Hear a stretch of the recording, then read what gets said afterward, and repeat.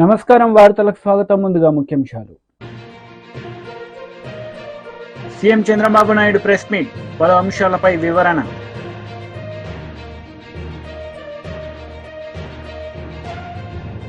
మాజీ CM Jaganmohan Reddy press meet, CM Chandrababu నాయుడుపై fire. TDP అధినేత నారా చంద్రబాబు నాయుడు ప్రెస్ మీట్ నిర్వహించారు. ఈ సందర్భంగా పలు అంశాలపై ఆయన మాట్లాడారు. నియమాల్ని నిబంధనల్ని తప్పకుండా ఉల్లంఘించకుండా పాటించడం అంటే మీరు వేరే మతాల్ని గౌరవించినట్టు. అట్లా కాకుండా నేను ఎప్పుడు ఇంతవరకు ఎవరు అడగలేదు, ఇప్పుడు ఎవరు అడుగుతారు నన్ను, ఇది కరెక్ట్ కాదు. అందుకని ఈరోజు నేను అడుగుతున్నా, మీకు గౌరవం ఉంది, మీరే ఒప్పుకుంటున్నా, నేను బైబిల్ చదువుకుంటానని. నువ్వు బైబిల్ చదువుకున్నప్పుడు నువ్వు యాక్సెప్ట్ చేస్తున్నావు. యాక్సెప్ట్ చేసినప్పుడు తప్పు లేదు దాంట్లో. ఎందుకు ఇంట్లో రూమ్ అయిన చదవాలి, బయట కూడా చదువుకోవచ్చు. బట్ ఐఎమ్ సేయింగ్ ఎందుకు చర్చకి పోకూడదు? I'm asking straight question, don't mistake me. రాష్ట్రంలో ఉండే ప్రజలందరూ ఆలోచించాలి. నేను హిందూని, వెంకటేశ్వర స్వామి దగ్గరికి పోతాను, నేను ఓపెన్గానే పూజలు చేస్తాను. అదే మరి చర్చికి పోతాను, వాళ్ళ నియమాల్ని నిబంధనల్ని పాటిస్తాను. మసీదుకు పోతాను, వాళ్ళని గౌరవిస్తాను. మత సామరస్యాన్ని కాపాడుతాం, సొంత మతాన్ని ఆచరిస్తాం. There is nothing wrong in it. Why should we hide? ఎందుకు దాచిపెట్టుకోవాల్సి? నేను లోపల ఎందుకు చదవాలి? You can read outside, nothing wrong. నేను తప్పుపడడం లేదు. కానీ లోపల మాత్రం చేస్తాను, బయట మాత్రం చేయను, నాది మానవత్వం అని మాట్లాడుతున్నాను. నేను మానవత్వం ఏంటి? మత సామరస్యాన్ని కాపాడడం మానవత్వం కాదు. మీరేమంటున్నారు? నేను ఎప్పుడో చెప్పాను, పాబ్లో ఎస్కోబార్ అని. ఆ లీలల వల్ల, చేసిన అరాచకాల వల్ల ఒక్కొక్కటే బయట వస్తా ఉంటే ఇవి కూడా జరుగుతాయా అని మీకు ఆశ్చర్యం లేదు? కంపేర్ చేసుకోండి. ఎస్కోబార్కి ఇది డిఫరెన్సెస్. ఈ మధ్య జరిగినటువంటి ఆల్ సంఘటనలు, ఇంకా జరగబోయే సంఘటన కూడా మీరు చూసుకుంటే అవే జరుగుతున్నాయి. దాన్ని పెద్ద ఇది చేస్తూ ముందుకు మాట్లాడుతున్నారు. అదే మాదిరిగా పదే చెప్పిన అబద్ధాన్ని తిప్పి చెప్పడం, పేపర్లో రాయడం, టీవీలో చూపించడం, బ్లూ మీడియాలో అదే ప్రచారం చేయడం. ఇక్కడ కల్తీనే జరగలేదు అంటాడు. కల్తీని జరగలేదు అంటూనే ఈవో చెప్పాడంటాడు జరగలేదని. ఈవో పదే చెప్పాడు. ఏదైతే ఆ కంపెనీ ఉందో, ఏఆర్ కంపెనీ, ఏఆర్ డైరీ, ఆ డైరీ 8 ట్యాంకర్లు పంపించింది. 4 ట్యాంకర్లు కన్జ్యూమ్ చేశారు. పదే వచ్చిన కంప్లైంట్ చూసిన తర్వాత ఈవో చెప్పినా వినలేదు కాబట్టి ఈ 4 ట్యాంకర్లు రిజెక్ట్ చేసినప్పుడు ఎన్డీడీబీకి పంపించారు, టెస్టింగ్ పంపించారు, ఎన్ఏబిఎల్ టెస్టింగ్. ఇది ఎన్డీడీబీ ఇచ్చిన రిపోర్ట్. ఇది మేము తయారు చేసిన రిపోర్ట్ కాదు. ఇది క్లియర్గా ఎన్డీడీబీ రిపోర్ట్ ఇస్తే ఆ రిపోర్ట్ను తప్పు పెట్టేట్టుగా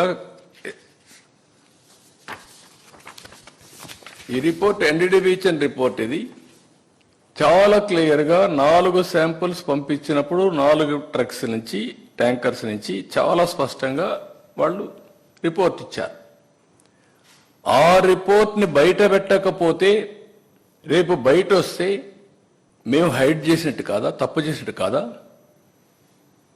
భగవంతుడు మమ్మల్ని క్షమిస్తాడు. ఓకే, ఇది జరిగింది. జరిగిన తర్వాత మీరు ఏం చెప్పాలి? మాజీ సీఎం జగన్మోహన్ రెడ్డి మీడియా సమావేశం నిర్వహించారు. ఈ సందర్భంగా చంద్రబాబు నాయుడుపై ఆయన మండిపడ్డారు. వెళ్తాము అని అంటే కూడా అడ్డుకునేందుకు ప్రయత్నం చేస్తూ అడుగులు వేస్తా ఉన్న పరిస్థితులు బహుశా ఎప్పుడూ కూడా జరిగి ఉండదు. దేశంలో కూడా ఎప్పుడు బహుశా జరిగి ఉండదు. రాక్షస రాజ్యం అనేది ఇదే. ఆశ్చర్యం ఏమిటంటే తెలుసా, ఈ మాదిరిగా వైఎస్ఆర్సీపీకి సంబంధించిన కార్పొరేటర్లకు ఈ మాదిరిగా వైఎస్ఆర్సీపీకి సంబంధించిన నాయకులకు, ఈ మాదిరిగా వైఎస్ఆర్సీపీకి సంబంధించిన అనేక మంది శ్రేణులకు ఈ మాదిరిగా నోటీసులు ఇవ్వడం,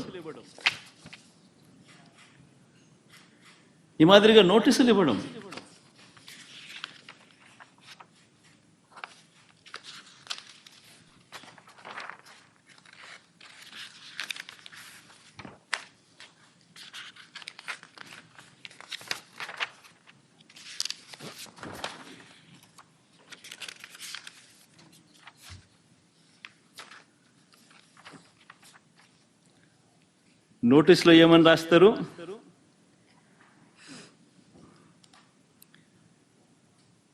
మాజీ ముఖ్యమంత్రి సభ్యులు వైఎస్ జగన్మోహన్ రెడ్డి గారు తిరుమల తిరుపతి సందర్శన ఉన్నందున సదరు కార్యక్రమానికి అనుమతి లేనందున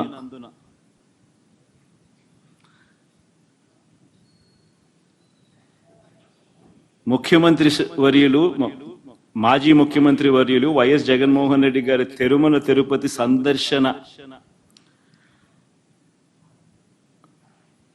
సందర్శనకు సదరు కార్యక్రమానికి అనుమతి లేనందున మీ ఆధ్వర్యంలో కార్యకర్తలతో మరియు మీ సొంత వాహనాలలో బయలుదేరి తిరుపతికి చేరుకుని వారు నిర్వహించే కార్యక్రమంలో పాల్గొంటారని సమాచారం. కావున అనుమతి లేని పై తెలిపిన కార్యక్రమం అందు పాల్గొనడం చట్టరీత్యా వ్యతిరేకమని తెలియజేస్తూ ఇవ్వబడుతున్న నోటీసు.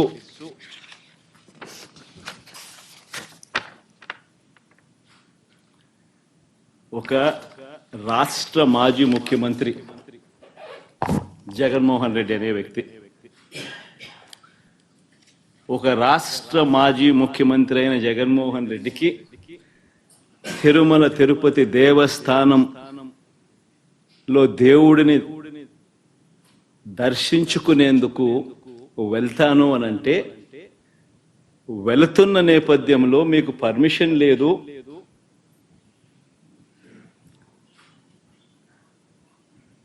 ఆ కార్యక్రమంలో ఎవరు పాలుపంచుకున్నా మీ అందరినీ అరెస్ట్ చేస్తాము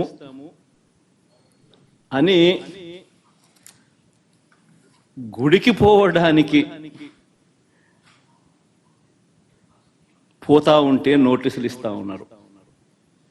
నిజంగా ఆలోచన చేయమని అడుగుతా ఉన్నా. ఏ ప్రపంచంలో ఉండం? రాక్షస రాజ్యం కాదా ఇదని అడుగుతా ఉన్నా. మాజీ మంత్రి హరీష్ రావు మీడియా సమావేశం నిర్వహించారు. ఈ సందర్భంగా పలు అంశాలపై ఆయన మాట్లాడారు. కరోనా వచ్చినప్పుడు కూడా నీ రైతు బంధు టైం మీద వేసిందా లేదా? కరోనా కష్టకాలంలో కూడా గవర్నమెంట్ కి ఆమ్దాన్ లేకపోతే మంత్రుల జీతాలు బంద్ పెట్టిండు, ఎమ్మెల్యేల జీతాలు బంద్ పెట్టిండు, ఉద్యోగస్తులకు సగం జీతం ఇచ్చిండు, రైతులకు మాత్రం 5,000 రూపాయలు రైతు బంధు ఇచ్చిండు. అగో అది కేసీఆర్ కు రైతు మీద ఉన్న ప్రేమ. మరి వీళ్ళకేం పుట్టింది ఇప్పుడు? ఏం కరోనా లేదు, ఏమి లేదు, ఉన్నదా ఇప్పుడు? మరి ఇప్పుడు ఎందుకు వస్తలేదు రైతు బంధు? కేసీఆర్ ఉండగా నాట్లు పడే వరకు మీ ఫోన్లన్నీ టింగు టింగున మోగినాయా లేవా? ఇప్పుడు నాట్లు అయిపోయా, కలుపు అయిపోయా, మందేస్తిమి. ఇక రేపు మాపు కోతకు రాబట్టే దసరా పండుగ దగ్గరికి వస్తుంది, కానీ రైతు బంధు పైసలు మాత్రం రేవంత్ రెడ్డి ఎత్తలేడు. వేసిండా? మాటలు మాత్రం కోటలు దాక్కుతున్నాయి. మాట్లాడమంటే అన్ని వంకర మాటలు మాట్లాడతాడు. మరి రైతు బంధు ఎందుకు ఎత్తలేడు? ఏం చెప్పిండప్పుడు? కేసీఆర్ ఉండగా మొదలు 4,000 ఇచ్చిండు, మళ్ళా గెలిస్తే 5 ఇస్తా అంటే 5 ఇచ్చిండు, మళ్ళా గెలిస్తే 8,000 చేస్తా అన్నాడు. కానీ గెలిస్తే మనం చేద్దాం. కానీ వీళ్ళు గెలిచిండ్రు 7,500 ఇస్తా అన్నారు. ఇవాళ ఇప్పటి వరకు సప్పులు లేదు. పోయిన యాసంగిలా 5,000 ఇచ్చిండు, 2,500 ఎగబెట్టిండు. ఈ వానకాలం ఇస్తాము అన్నారు. ఈ వానకాలం 7,500 లేదు, 5,000 కూడా లేదు. ఆయన 5,000 కూడా రాలేదు. రైతు బంధు వల్లేదని 3 పైసల మిత్తికి తెచ్చినా అని మా దుర్గారెడ్డి గారు బాధపడబట్టే. ఇంకొకరు 2 రూపాయల మిత్తికి తెచ్చినా అన్నాడు. యాదగిరి 2 రూపాయల మిత్తికి తెచ్చినా అన్నాడు.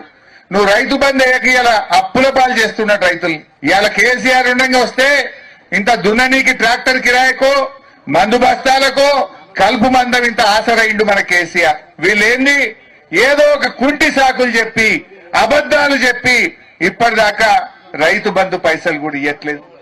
ఏమైంది? కరోనా వచ్చిన కష్టకాలంలో కేసీఆర్ ఇస్తాడెట్లా? ఇప్పుడు అంత మంచిగా ఉన్నప్పుడు రేవంత్ రెడ్డి ఇయ్యడెట్లా? ఇది న్యాయమా అని నేను అడుగుతున్నా. ఇది మోసం చేయడం కాదా? రాష్ట్రంలో రైతుల్ని ఆగం చేయడం కాదా? కేసీఆర్ ఒక్కసారి ఇచ్చిండా? 11 సార్లు ఇచ్చిండు. 11 సార్లు రైతు బంధు ఇచ్చిండు. టైం మీద ఇచ్చిండు. ఇంకో పని ఆపుకున్నాడు, ఇంకో పద్దు ఆగబట్టుకున్నాడు. కానీ రైతుకు మాత్రం తిప్పలు పెట్టలే. అది ఎరువు బస్తాలైనా, కరెంట్ అయినా, రైతు బంధు అయినా, ఊరికి కొనుగోలు కేంద్రాలు పెట్టి ఒక్క గింజ లేకుండా టైం మీద వడ్లు కొనుడైనా, వడ్ల పైసలు 3 వద్దులలో వేసుకుంటా మిమ్మల్ని కాపాడుకోలే. వడ్లు కొంటే 3 వద్దులలో పైసలు వేసిండు కేసీఆర్. ఎక్కడ కూడా రైతుకు ఇంత ఇబ్బంది రానియలేదు. ఇంత కేసీఆర్ వచ్చినాకనే రైతుల భూముల విలువలు పెరగలే. మన ఊర్లో పోయిన కేసీఆర్ రాకముందు 5 లక్షలుండే. కేసీఆర్ వచ్చి కరెంటు మంచిగా ఇచ్చి, కాళేశ్వరం నీళ్లు తెచ్చి, చెరువులు మంచిగా చేసి, పెద్దవాగు మీద చెక్ డ్యాములు కట్టి, కానుగొర్రె మీద ఇన్ని చెక్ డ్యాములు కట్టి మంచిగా 2 పంటలు వండేటట్టు వ్యవసాయాన్ని మంచిగా చేసిండు. రైతు విలువ పెంచిండు. ఆ దెబ్బకు రైతు చేతిలో ఉండే భూమి విలువ పెరిగింది. 5 లక్షలున్న భూమి నంగునూరు మండలంలో ఏ ఊర్లో పోయినా 25 లక్షలు 30 లక్షలకు ఎకరం అయ్యేటట్టు చేసిండా లేదా కేసీఆర్? ఇప్పుడు కాంగ్రెస్ వాడు వచ్చినాక కొండ్రోడే లేడు. ఇంత లగ్గం ఉన్నదనో, ఏదన్నా ఆపద పడ్డదనో, ఓ అద్దెపిగడు అమ్ముకుందామంటే కూడా మరి కూడా చూస్తలేడు. మళ్ళా భూముల విలువలు తగ్గినాయి. మళ్ళా కాంగ్రెస్ వచ్చింది, రైతు యొక్క విలువ తగ్గించేటువంటి పరిస్థితి వచ్చింది. ఇది మనం చూస్తారేమో ఊర్లో పోనా అంటే ఏ ఒక్క మంచి పని లేదు. బీజేపీ మహిళా లీడర్ ప్రెస్ మీట్ నిర్వహించారు. ఈ సందర్భంగా పలు అంశాలపై ఆమె మాట్లాడారు. రూల్ అనేది అందరికి ఒకటే రూల్ ఉండాలి. కొందరికి ఒకలాగా అనేటటువంటిది కరెక్ట్ కాదు. చెరువులు హైదరాబాద్లో అనేకమైన చెరువులు ఉన్నాయి. మరి ఆ చెరువులలో కబ్జాలు అయిపోయిన ఏండ్ల నుంచి ఇప్పుడు ఆ చెరువులన్నీ కూడా ఇప్పుడు అక్కడ ఉన్నటువంటి కట్టాలను కూడా ఊలగొడతారా? ఏ రకమైనటువంటి నిర్ణయం తీసుకోబోతున్నది రాష్ట్ర ప్రభుత్వం? ప్రజల దృష్టిని పూర్తిగా ఈ రాష్ట్రం అప్పుల కూపంలో ఉన్నటువంటి ఈ రాష్ట్రాన్ని ప్రజలకు అనేక హామీలు ఇచ్చి మభ్యపెట్టి వాటి పట్ల దృష్టి మరల్చడం కోసమనే ఈ హైడ్రాని తీసుకొచ్చి హైదరాబాద్ అంతా బెంబేలు ఎచ్చిచ్చేసాడు. హైదరాబాద్కి ఇప్పుడు ఎవరన్నా కొత్త వాళ్ళు వచ్చి రియల్ ఎస్టేట్ వచ్చి కొత్త డెవలప్మెంట్ రావాలంటే కూడా ఈరోజు భయానకమైనటువంటి పరిస్థితి హైదరాబాద్లో ఏర్పడింది. హైదరాబాద్ యొక్క అభివృద్ధి ప్రశ్నార్థకంగా మారిపోయింది. ఇవాళ హైదరాబాద్కి రావాలా ఎవరన్నా కొత్తగా అంటే ఏం జరుగుతుందో ఏందో ఉన్న భవనాలు ఉంటాయా పోతాయనేటటువంటి పరిస్థితి ఏర్పడింది. ఒక భయానక వాతావరణాన్ని ఇలా హైదరాబాద్లో సృష్టించింది ఇప్పుడున్నటువంటి ప్రభుత్వం. హైడ్రా అనేది కేవలం హడలెత్తించి భయపడి వాళ్ళకు సంచులు తీసుకొచ్చి ఇచ్చేయాలి, రేపు రాబోయేటటువంటి ఎన్నికల్లో ఆ సంచులను పైన ఉన్న వాళ్ళ పార్టీకి మోయాలని ఈ హైడ్రాని తీసుకొచ్చిండ్రు. అంతకంటే వేరే లక్ష్యం ఏం జిల్లా కనబడతలేదు. కేవలం ఈరోజు టోటల్గా చూసుకుంటే కనుక ప్రధానంగా అధికారంలో ఉన్నటువంటి రాష్ట్రాలు ఏమైనా ఉంటే పక్కన కర్ణాటక, తర్వాత తెలంగాణ. ఇక్కడి నుంచే ఢిల్లీకి సంచులు పోవాలి. ఇక్కడి నుంచే వాళ్ళ కాంగ్రెస్ పార్టీని రేపు పొద్దున అన్ని రాష్ట్రాల్లో ఎన్నికల్లో గెలవడానికి నిధులు కావాలంటే ఇక్కడి నుంచి వాళ్ళు సమకూర్చాలి. దాంట్లో భాగంగానే ఇవాళ అదరాబాదరాగా కొన్ని ప్రాజెక్టులకు వాళ్ళకి కావాల్సిన వాళ్ళకు టెండర్ లోపలే ఇచ్చుకోవడము, లోపలనే వాళ్లకు ఆ ప్రాజెక్టులను కట్టబెట్టడము. కేసీఆర్ టీఆర్ఎస్ ప్రభుత్వానికి మించినటువంటి అవినీతిని ఇప్పుడున్నట్టు రాష్ట్ర ప్రభుత్వం చేస్తూ ఉంది. అంతకు మించినటువంటి అవినీతి ప్రయాణాన్ని ఈరోజు కాంగ్రెస్ పార్టీ చేస్తూ ఉంది. సో కాంగ్రెస్ పార్టీ ఇవాళ చేస్తున్నటువంటి అభివృద్ధి పేరిట దోస్తున్నటువంటి దోపిడీలే కానీ ఒక పక్క పేదవాళ్ళకి ఇవ్వాల్సిన పథకాల పట్ల ఇప్పటిదాకా లేదు, రైతులకు ఇవ్వాల్సిన పథకాల పట్ల ఇప్పటిదాకా లేదు, చొరవలేదు. కానీ అమాంతరంగా అడ్డగోలుగా వాళ్ళ బంధువులకు టెండర్లు కట్టబెట్టడము, ప్రాజెక్టులు ఇవ్వడము, కొత్త ప్రాజెక్టులకు టెండర్లు వాళ్ళకి కావాల్సిన వాళ్ళకు అనునాయులకు ఇచ్చుకోవడము, వాళ్ళ పార్టీలు ఉన్నటువంటి వాళ్ళకి ఇచ్చుకోవడము, వాళ్ళకు మద్దతు ఇచ్చినట్టు వాళ్ళకి ఎన్నికల్లో సపోర్ట్ చేసిన వాళ్ళకి ఇచ్చుకోవడము. ఇవన్నీ చూస్తే మరి ఆనాడు మాట్లాడినటువంటి మాటలు ఈనాడు ఏమైనా అడుగుతున్నా Congress party. YCP leader Ambati Rambabu media సమావేశం నిర్వహించారు. ఈ సందర్భంగా పలు అంశాలపై ఆయన మాట్లాడారు. ఇక్కడే కూర్చొని జగన్మోహన్ రెడ్డి గారిని మేము అడ్డుకుంటాం, కొండ మీదకి ఎలా వెళ్తాడు అనేటువంటి మాట. తెలుగుదేశం మాట కూడా ఇదే మాట, అక్కడ ఉన్నటువంటి నాయకులు. ఇక చూస్తే పోలీసు వారు ఏంటంటే, జనరల్గా నేను ఎప్పుడు ఇంత విచిత్రమైనటువంటి పరిస్థితిని నేను తిరుమలలో చూడలా, రాష్ట్ర వ్యాప్తంగా కూడా చూడలా. ఏదైనా ఒక ఆందోళన జరుగుతున్నప్పుడు ఆ ఆందోళనని కట్టడి చేయడం కోసం నోటీసులు ఇస్తారు. ఇక్కడ ఆందోళన ఏముంది? జగన్మోహన్ రెడ్డి గారు దైవ దర్శనానికి వెళ్తున్నాడు. ఆయన కూడా ఒక 6-7 కలిసి వెళ్తున్నారు. It is an official announcement. మీరందరూ రావడానికి వీల్లేదని ఎక్కడో రాయలసీమలో ఉన్న వారికి నోటీసులు ఇచ్చే కార్యక్రమం చేస్తున్నారు. మా ఎంపీ జనరల్గా ఉంటారు, తిరుమల ఎంపీ గురుమూర్తి గారు వైఎస్ఆర్ కాంగ్రెస్ పార్టీ నుంచి గెలుపొందినటువంటి వ్యక్తి. ఆయన జగన్మోహన్ రెడ్డి గారు వచ్చినప్పుడు పార్టీ అధ్యక్షులు కాబట్టి ఆయన కూడా అకంపెనీ అవ్వచ్చు. ఆయనకు నోటీస్ ఇచ్చారు, నువ్వు రావడానికి వీల్లేదు, జగన్మోహన్ రెడ్డి గారు వస్తున్న సందర్భంలో మీరెవరు కూడా కనబడడానికి వీల్లేదు అనేటువంటి మాట ఆయన చెప్తారు. దీనిలో చిత్రం ఏంటంటే, ఈ నోటీస్ చదువుతాను, పోలీస్ నోటీస్. 27/9/24 తేదీన మాజీ ముఖ్యమంత్రి వర్యులు వైఎస్ జగన్మోహన్ రెడ్డి గారు తిరుమల తిరుపతి సందర్శన ఉన్నందున సదరు కార్యక్రమానికి అనుమతి లేదని మీ ఆధ్వర్యంలో కార్యకర్తలతో మరియు మీ సొంత వాహనాలతో బయలుదేరి తిరుపతికి చేరుకుని వారు నిర్వహించే కార్యక్రమంలో పాల్గొంటారని సమాచారం. ఇది మాకు సంబంధించినటువంటి ఒక లెటర్కి ఇచ్చినటువంటిది. ఏంటి? మాజీ ముఖ్యమంత్రి వర్యులు వైఎస్ జగన్మోహన్ రెడ్డి గారు తిరుమల తిరుపతి సందర్శన ఉన్నందున సదరు కార్యక్రమానికి అనుమతి లేదంట. ఇది ఎక్కడ కూడా అండి, నాకు అర్థం కాలేదు. శ్రీ శ్రీ శ్రీ శ్రీ శ్రీ వెంకటేశ్వర స్వామిని మాజీ ముఖ్యమంత్రి గారు సందర్శించడానికి ఎవరి అనుమతి కావాలి? పోలీసు వారి అనుమతి కావాలా? నేను తిరుపతి వెళ్ళాలనుకున్నాను, ఎవరి అనుమతి కావాలి? నా మనసు అనుమతి కావాలి, భగవంతుడు అనుమతి కావాలి. అనుమతి లేనందున జగన్మోహన్ రెడ్డి గారు అనుమతి లేనందున మేము దాన్ని మీరెవరు రావడానికి వీల్లేదు అనేటువంటి మాట. పోలీసు వారి అనుమతి, శ్రీ వెంకటేశ్వర స్వామిని సందర్శించుకోవడానికి పోలీసు వారి అనుమతి అవసరమా? ఎప్పుడైనా ఉందా? టీడీపీ లీడర్ మీడియా సమావేశం నిర్వహించారు. ఈ సందర్భంగా పలు అంశాలపై ఆయన మాట్లాడారు. ఇదే విధంగా ఒక్కసారి ఈ ప్రాజెక్టులన్నీ కూడా నిర్వహణ చేతకాక, శ్రీశైలం కానీ నాగార్జున సాగర్ ప్రాజెక్టులు కానీ మేజర్ ప్రాజెక్టులైన ఈ ప్రాజెక్టులు చేతకాక కేంద్ర ప్రభుత్వ ఆధీనంలోకి తీసుకుపోయే పరిస్థితి వచ్చింది. రాయలసీమకు ముఖ్యంగా నీటిపారుదల వ్యవస్థలో గత 5 సంవత్సరాల్లో పూర్తిగా రాష్ట్ర ప్రభుత్వం 5 సంవత్సరాల నిర్లక్ష్యం వహించిన మాట పూర్తిగా వాస్తవం. ఎందుకంటే శ్రీశైలం ప్రాజెక్టు నుంచి ఏదైతే నీటిపారుదల వ్యవస్థ మొదలవుతుందో అక్కడే పూర్తిగా అస్తవ్యస్తమైన నీటిపారుదల నిర్వహణను చేసి గత ప్రభుత్వం పూర్తిగా రాయలసీమను నిర్లక్ష్యం చేసిన మాట వాస్తవం అని చెప్పి ప్రజలకు తెలియాల. రాయలసీమ అంటాడు, కడప జిల్లా నా సొంతగా ఊరంటాడు. రాయలసీమలోనే నిలిచిపోయిన గాలేరు నగర్ ప్రాజెక్టులు కానీ, హంద్రీనీవా ప్రాజెక్టులు కానీ, మిగిలిపోయిన తెలుగంగ ప్రాజెక్టులలో కానీ ఎక్కడా కూడా ఒక్క రూపాయి కూడా ఖర్చు పెట్టకుండా ఎక్కడ ప్రాజెక్టులు వేసిన గొంగలు అక్కడే నిలిచిపోయిన పరిస్థితిని కూడా మనం చూస్తూ ఉన్నాం.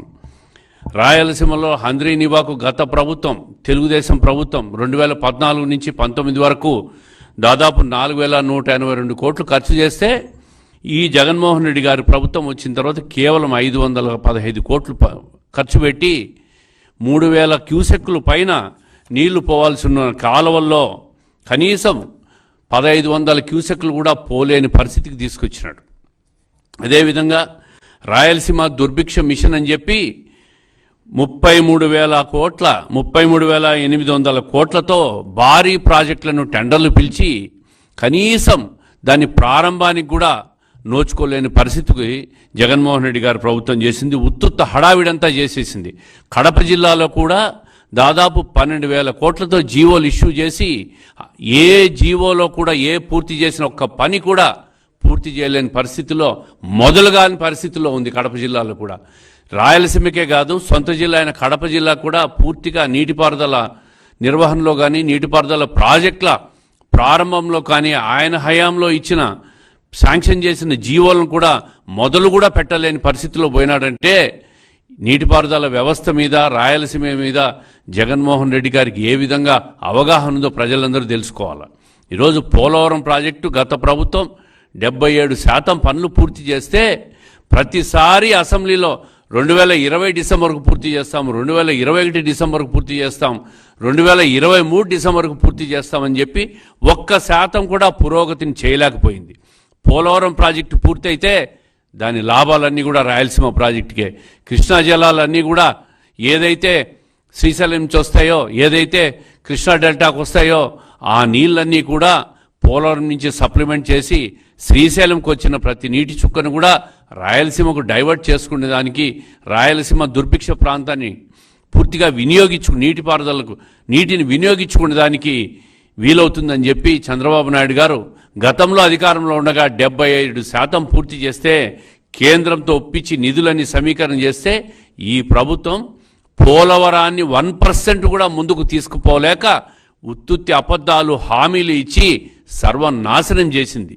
డయాఫ్రమ్ వాల్ను పోగొట్టేసింది. ఈరోజు మళ్ళీ 0 నుంచి మొదలుపెట్టే పరిస్థితికి వచ్చిందంటే చంద్రబాబు నాయుడు గారు దాని మీద కేంద్ర ప్రభుత్వంతో ఆయనకున్న పరపతినంతా ఉపయోగించి దానికి నిధులు తీసుకొచ్చి మళ్ళీ డయాఫ్రమ్ వాల్ను పునర్ప్రారంభించే పరిస్థితి వచ్చిందంటే గత ప్రభుత్వం పోలవరం ప్రాజెక్టును ఏ విధంగా సర్వనాశనం చేసిందో ప్రజలందరూ కూడా గుర్తుపెట్టుకోవాలని చెప్పి ఒకసారి తెలియజేస్తూ ఉండా. అదేవిధంగా గత ప్రభుత్వం ప్రాజెక్టుల పేరు చెప్పి ప్రాజెక్టులను ప్రారంభించి దాన్ని కూడా రివర్స్ టెండరింగ్ పేరు చెప్పి తనకు కావాల్సిన అన్యాయాలకన్నీ పనులు ఇచ్చి చివరకు ₹1 కూడా బిల్లు వార్తలు ముగించే ముందు ముఖ్యాంశాలు మరోసారి. CM Chandrababu Naidu press meet, పలు అంశాలపై వివరణ.